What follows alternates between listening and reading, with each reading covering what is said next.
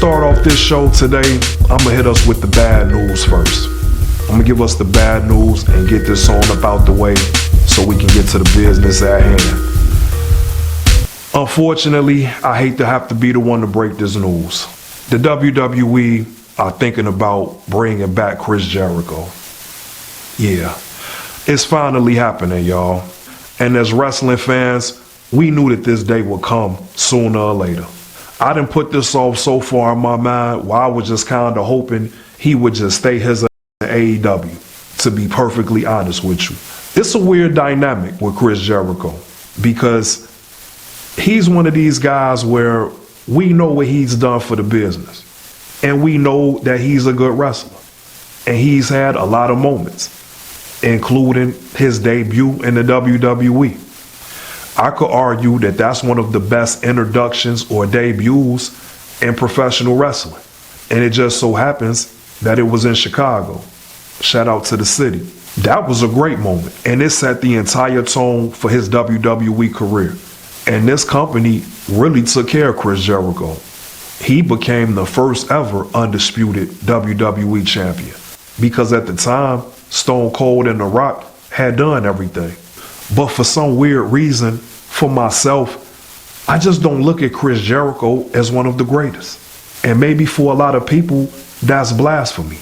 But honestly, I can't name you any classic Chris Jericho matches. That's something that I grade wrestlers on in terms of their rank among the best. Is how many classic moments and how many classic matches have they had in their career. I'm not even really concerned about how many championships a competitor has won, because that's all dictated by the WWE and the direction they want to go. So all that I can judge it by is great matches. I'm not saying Chris Jericho doesn't have good matches. He wouldn't have lasted in the world of professional wrestling this long if that was the case. But I just can't name you any great or classic Chris Jericho matches. I just can't. And I could name you 100 great matches just off the top of my head with a lot of different wrestlers. I was thinking about doing a topic to talk about Alberto Del Rio, because it's been reports that a lot of the wrestlers and the veterans in the WWE want Alberto Del Rio to make a return. People like Undertaker and Roman Reigns. So you have some pretty high profile people that want to see Del Rio back in WWE. I think I'm one of those people that would like to see Alberto Del Rio be back in the WWE. Even more so than Chris Jericho. Again, this might sound crazy to some wrestling fans, but to me, I think Del Rio still has more to offer to the business than Chris Jericho does. Even when I go back to talking about classic matches, Alberto Del Rio once had a match against Dolph Ziggler at Payback. And this was probably one of the best things that I've ever seen in professional wrestling. Not just WWE. The story that those two guys told that night, that was historic. And I'm not sure if a lot of the fans are familiar with this match. If you're not, I hope that you go and check this match out, because I highly recommend it. But this was a beautiful piece of art to watch in professional wrestling. Now, I wanted to throw that in there because I'm not going to do an entire video about Del Rio. So I had to sneak that in while we're discussing the unfortunate event of Chris Jericho returning to WWE. What does Chris Jericho have to offer the WWE right now? Because everything that I've seen him do in AEW for the last 2 years have been almost embarrassing. Now, I know that Chris Jericho has gotten into better shape over the past year, but it was a time where his fat continued to give us matches that he knew he shouldn't have. And there's been plenty of times where we've seen the great Chris Jericho have plenty of botches and mistakes happen inside of the ring at this stage in his career. Last week, I said that I wasn't ready to see Brock Lesnar back in the WWE. But if we're talking about Brock Lesnar in opposed to having Chris Jericho, I'll take Brock Lesnar any day of the week, because at least Brock Lesnar could still make it happen inside of the ring. And I would have been okay going with the lesser of two evils, because in a strange turn of events, in 2025 and 2026, we might actually have Chris Jericho and Brock Lesnar both in the WWE.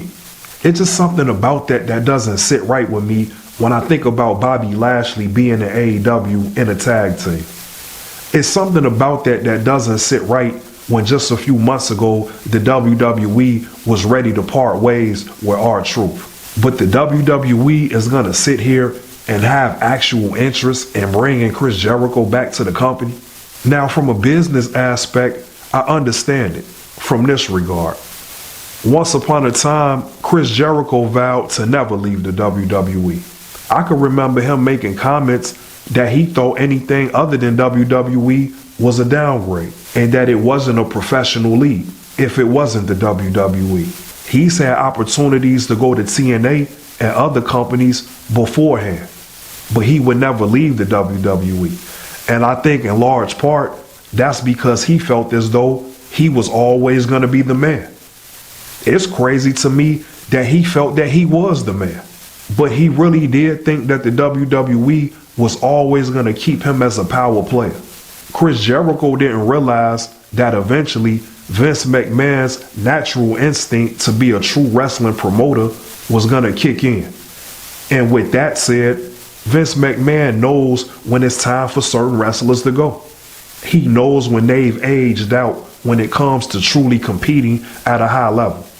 And like I said last week with the whole Bobby Lashley and FTR fiasco, Vince McMahon understands when wrestlers just don't have it anymore. And this is the entire reason Chris Jericho ended up in AEW. Because if Vince McMahon was going to keep Chris Jericho as a top tier player in the WWE, mark my words, Chris Jericho would have never left in the first place. AEW helped save Chris Jericho's career. And at the beginning of his time in AEW, Chris Jericho had a great run, even having his own faction for the first time with the Inner Circle. Everything that he did during that run was cash money and it was A+. And I was proud of Chris Jericho for what he had accomplished. To me, that's how you cap off your career, and that's how you send a message to your ex-employer. You let them know that you still very much have it and that you can compete at the highest level. And Chris Jericho did that. The only problem was Chris Jericho couldn't leave well enough alone. He kept trying to prove some type of point that didn't need to be proven. He had already showed the world that he still had a little bit left in the tank. And he could have went out on a high note, to be honest. He should have just had matches every now and then and just been a high profile attraction. The way that a Brock Lesnar has continued to be in the WWE. I thought that would have served Chris Jericho better than him trying to prove to the world that he could still be a full-time competitor. Because I think ultimately this has hurt his career. And it's why I shudder at the thought of Chris Jericho returning to the WWE. I just don't want to see it. Chris Jericho is kind of funny to me because ever since Matt Hardy showed us one of the biggest character transformations in professional wrestling, Chris Jericho swears that he continues to reinvent himself. And I don't know if Chris Jericho realizes this or not, but just because you give yourself a new nickname doesn't mean that that's some type of reinvention. What Broken Matt Hardy was to Matt Hardy was a reinvention. What Bray Wyatt was in comparison to Husky Harris was a reinvention. What The Fiend was as opposed to Bray Wyatt was a reinvention. The Ocho, the Wizard, the Learning Tree, these are not reinventions as much as they're just ridiculous. I hate to feel like I'm even going in on Chris Jericho because again, it's not like he's a terrible wrestler, but it's just something about Chris Jericho and the way that he refers to himself as if he really believes he's a Mount Rushmore caliber wrestler. It's a Mount Rushmore for a reason, because those spots are reserved for the greatest to ever do it. Unfortunately, everybody just can't be the greatest. I don't know what the hell I got against Chris Jericho. It's nothing personal. I love professional wrestling. And it's just something about Chris Jericho's involvement with professional wrestling right now that just doesn't seem right. I feel like he adds no value to anybody in the company right now. What type of match is he going to give younger talent? This is not like he's competing at a high level where he's helping develop future stars. That time has passed, and it's been proven in AEW. Because I'm going to ask y'all this question. What stars have Chris Jericho helped create in AEW? He's almost been counterproductive to the people over there in that company. We've seen Mike Santana have to go through a complete transformation just to get back on track. As much as we initially thought that the inner circle was going to help talent like that, this man had to reinvent himself completely just to get back in the game. Jake Hager has just retired. And even before I did this episode, he has an article where he's saying Tony Khan. So Jake Hager is very disgruntled right now. When I honestly believe that Chris Jericho should get some of that blame. I think Tony Khan gave Jake Hager a chance to prove what he could do to the world of professional wrestling. I think it's more so on Chris Jericho for not knowing how to do anything with the talent around him. I don't even want to talk about the Jericho Appreciation Society because he almost killed everything that Daniel Garcia is trying to do. That's another guy who almost had to reinvent himself to get back on track. The Jericho Appreciation Society was nothing more than a system that was burying everybody that was a part of it. Jake Hager followed him over to that group as well. So some people might look at it like Chris Jericho just tried to help Jake Hager have a career.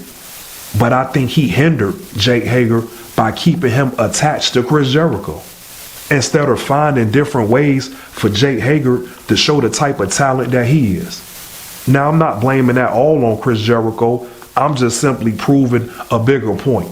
That everybody that Chris Jericho was attached to in AEW has fallen from grace. Let's not forget that the Chris Jericho effect is so bad that he almost took down MJF. When MJF had this feud and this encounter and this whole storyline with Chris Jericho, somehow that almost ruined MJF. And we all know how talented MJF is. So think about how bad you have to be that you almost took out the only glimmer of hope that AEW had at that time.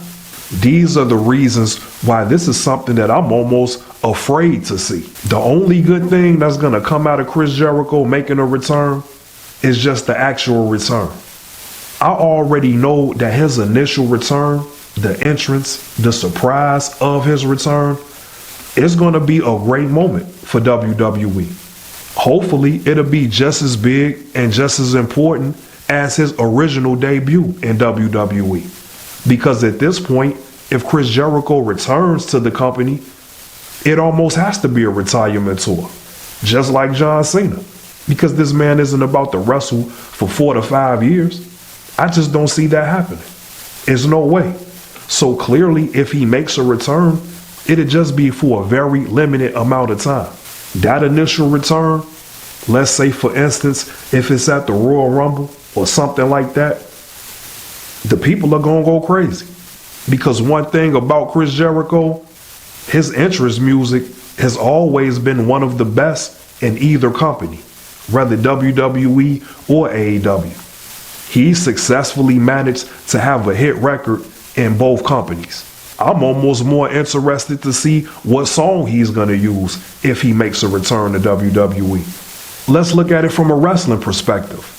Who the hell is Chris Jericho going to have a classic match with in the WWE? You think I want to sit here and see Chris Jericho have a match against Roman Reigns? You think I got time to see Cody Rhodes struggle to have any type of decent match with a Chris Jericho? Some people have been saying that LA Knight should have a feud with Chris Jericho, and that could be something good for LA Knight. I don't know about that. Hopefully, because I want to see LA Knight succeed. But I don't think Chris Jericho is the guy that's going to come in and elevate LA Knight to the next level. I mean, I could be wrong. But in this particular situation, I know I'm not. Let me hit y'all with a little bit of wrestling wisdom real quick. All aside, one of the reasons why I think Chris Jericho has such a tough time of having great matches at this stage of his career is because he started out as a cruiserweight. And what that means is When you're that type of an athlete, that means that you have a fast pace and a very athletic moveset. It ultimately means that you're doing things in the ring that other wrestlers can't do. That's all fine and well. The problem with that is, as you get older, it's simply not sustainable. Even if you're a nostalgia act, the fans still want to see you be able to do your best moves the same way you've always done them. That's why having a simple finishing move is very important. Because once you get older and you want to make appearances in professional wrestling, you still want to be able to perform your finishing moves effectively. But in the previous episode, I mentioned moves like Aleister Black with his spinning heel kick and moves like Randy Orton when he kicks you in the head. I love those moves for the exact same reason. It's simple, but it's highly effective, and it looks powerful as well as dangerous. And that's exactly what you want in this sport. So I give all the credit in the world to Chris Jericho for really just that. That's the ace in the hole for Chris Jericho, is the Judas effect. So with all of that being said, besides the Judas effect and his theme music, Chris Jericho could stay his right there in AEW.